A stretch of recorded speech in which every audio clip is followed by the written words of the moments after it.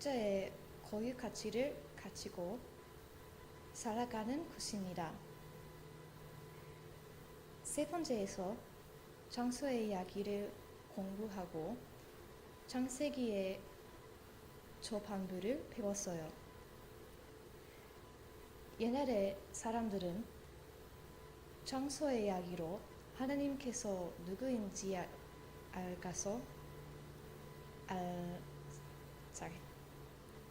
누구인지 알았고 인생의 목표와 의미를 이해했어요. 네 번째에서 언약에 대하여 배웠어요. 언약이 보통 옛날에 큰 나라랑 작은 나라 사이에 보호하기 위해 만들며 그 큰 나라가 작은 나라를 언약이 있는 동안 도와줬어요. 하나님께서 인간이랑 언약을 만들어 주었지만 인간이 그 언약에 약속한 사항을 못 지켰어요. 그래서 하나님께서 사랑으로 세상에 오셔서 그 언약을 인간을 대신해서 지켰어요. 지난주에는 성경이 무엇이 있는지에 대하여 배웠어요. 성경은 누가 썼으며 왜 썼는지 그리고 누구를 위하여 썼는지를 배웠어요.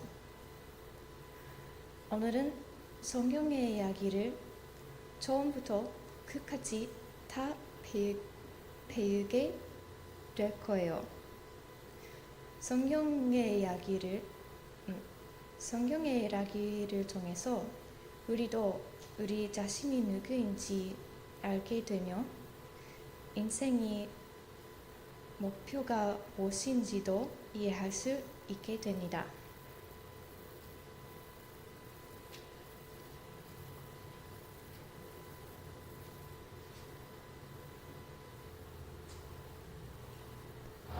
The Bible's an important book, but it's really long.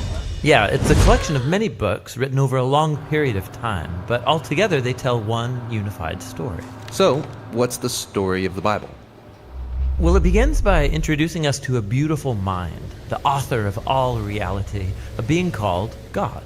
And he has the power to take the dark chaos of the uncreated world and bring about order and beauty and a garden full of life. And to crown this accomplishment, God appoints these creatures called humanity, Or in Hebrew, Adam, and they're made as God's image. which means that they're commissioned to rule this beautiful world on God's behalf by harnessing all of its potential and creating even more beauty and order. This is a story about humans using their power to do meaningful, life-giving work.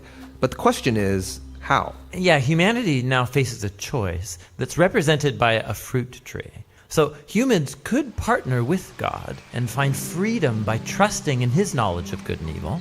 Or They could seize power and define good and evil on their own, which, God warns, will kill them. and they hear the voice of a dark, mysterious creature that tells them the choice is simple. Take the fruit. It'll give you power and freedom to rule the world on your own terms. And so they seize this knowledge, and as a result, they become suspicious and self-protective. It leads to fractured relationships, violent power grabs, and ultimately, a whole civilization, Babylon, that has redefined evil as good. And so, God scatters this corrupted human project. And here the story of the Bible takes an important turn. We zoom into the story of a man and a woman who come out of Babylon, Abraham and Sarah. Yeah, God promises that from them will come a new people, a nation that has another chance to make the right choice. And if they succeed, it will open up this new way forward for the rest of humanity. And this is why the rest of the Bible story is about this family. And it does not go well. Despite God's personal guidance, Abraham's family gives in to that same temptation to redefine good and evil on their own terms, apart from God. Even when their best people were in charge, rulers who loved God's guidance and had divine wisdom, even they gave in. And so Israel was warned by their own prophets that these choices would lead them back to Babylon, this time as conquered captives living in exile, and that's exactly what happened. So even with God's personal guidance, Israel fails? Who can succeed? Well, the prophet said that the story wasn't over. God's going to send a new leader to Israel to cover for their failures and to transform the people's hearts and minds so that they can make the right choice. And so the part of the Bible called the Old Testament ends, and these promises are left hanging. And then the biblical story continues into the New Testament. We're introduced to a man who comes from the line of Israel's kings, Jesus of Nazareth. And he said that he was bringing all these promises to their completion. He confronted that dark, mysterious evil that all humanity has given into and resisted its power. And then he announced that God had arrived to rule the world through himself. Jesus taught about God's definition of good and evil, and he said that real power is serving others. According to Jesus, it's people who love the poor and even love their enemies. These are the kinds of people who actually rule the world. And that's confusing, but also really beautiful. And so is the claim that the story goes on to make about Jesus, that he is God become human, to be for Israel and for all humanity what we could never be for ourselves.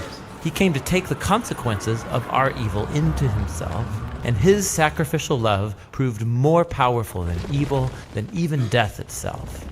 So now humanity's presented with a new choice. Represented by a new tree. Stick with the old way of being human, or venture into this new way. And in the story, those who choose the way of Jesus find themselves energized by God's own power. People who know that they are loved and forgiven by God can become people who love and forgive others in return.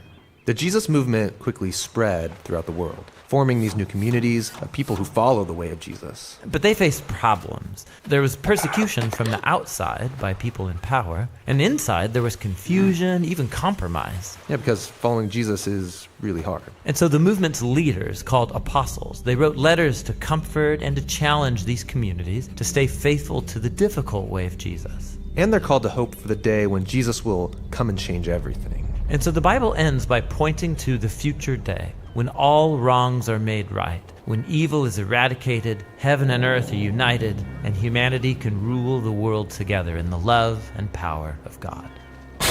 Okay, so that's the story of the Bible, and it brings all of these books together. But what's interesting is that each book contains a different kind of literature that contributes to the story in a unique way, and that's what the next video will begin to explore.